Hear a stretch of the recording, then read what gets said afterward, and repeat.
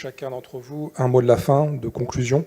Mais pareil, comment est-ce qu'on sort des success stories, de la poignée de success stories, à quelque chose de beaucoup plus mainstream dans l'écosystème? Okay. As Richard said, we really need to have like a plan to build our national champions, right? You need to teach to entrepreneurs what is to have the African mindset of success. We need to also, for those who already succeed, to give feedback of what they have been through, and to tell to the others, so okay, this is the path. It will not be easy, it will be very difficult, but this is the path. I think that we need to demystify success in Africa, because we are all Africans, right? We also have the African cultures. Some entrepreneurs will say, oh, Andela guys or Flutterwave, or maybe because they are Nigerians, or maybe because they are Kenyan, maybe they are because they are Egyptians, right? It can be partially true, but all those guys have put in the hard work. All those guys have some strategies that they have put in place to be where they are.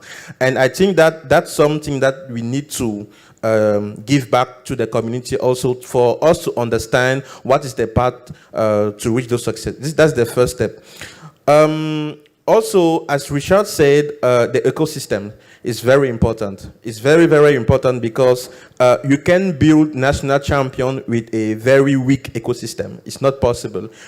We need to strengthen every link of the ecosystem for us to grow together and have every step of the process being fulfilled.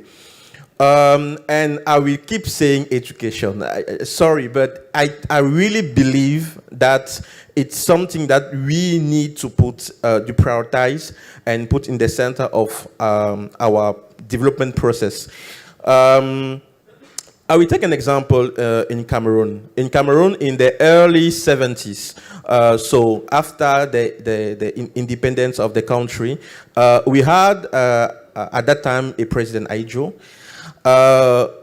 And he saw that we had a problem, because to develop the country, we need to have local and national champions, because we had a lot of foreign companies that were doing business in the country, and he wasn't seeing how it's benefiting the local population with all those business doing. So what they did is that as the government is doing now for the incentive or the startup act for the tech companies, at that time, they try to identify per region different local champions and try to see how they can nurture them, and to give, as Richard said, some tenders, and to give some exoneration on taxes, to give many incentives for them to have to have the tools for them to grow faster, and but also to have a ecosystem that they can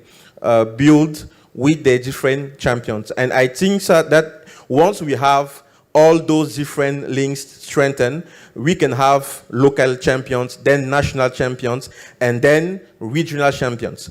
And if we have a lot of cooperation between different countries, maybe in Central Africa, it will be easier for the different startups to collaborate and to penetrate different countries with those different elements. Yeah.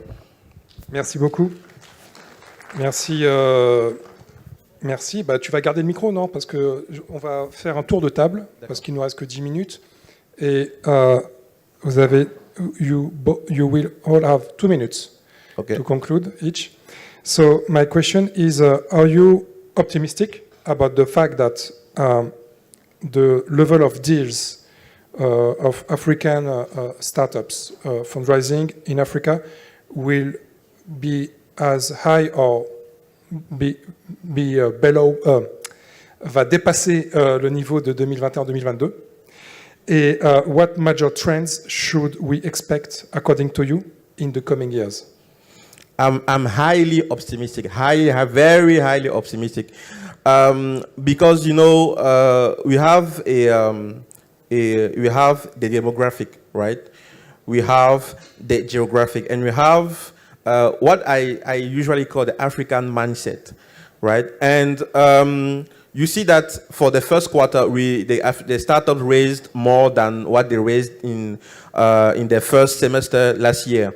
And I really believe that if ecosystems are put in place, if the EdTech is more put in the center of what we can do to empower the youth, if women entrepreneurship can be also put in place, I really believe that things can grow further, not only in tech, but all the other sectors in Africa.